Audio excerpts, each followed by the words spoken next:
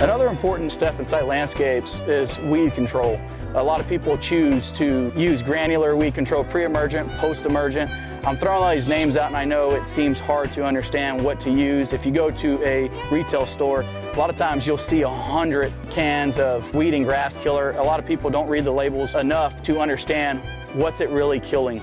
I like to use post-emergent chemical applications, but you have to remember there's 3 types of weeds. There's broadleaf, there's grassy weeds, and there's grass-like weeds that are sedges. Those all 3 carry different chemicals that need to be applied to kill those certain weeds. There's hundreds of weeds inside broadleaf, hundreds of weeds inside grassy weeds, and hundreds of weeds inside sedges. So I think that's important to really research, whether or not you're researching on the internet or come to the class that we're going to be holding on which chemicals you're going to be needing for your weeds in your yard. There's a lot of different chemicals you can buy at a retail store that you can manage all your weeds in your yard.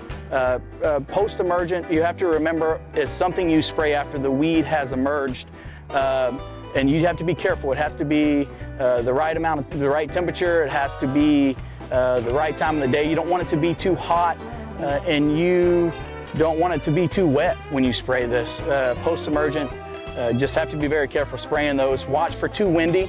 You'll start having drift, and wherever you're spraying that, if it drifts off onto anything else, you have to be careful. It can kill those too. When somebody says manage your weeds, it means manage your weeds from year to year. Every year you'll have less and less weeds. You'll always have some weeds, but at least you're not broadcasting your yard every year. You might have to spot treat.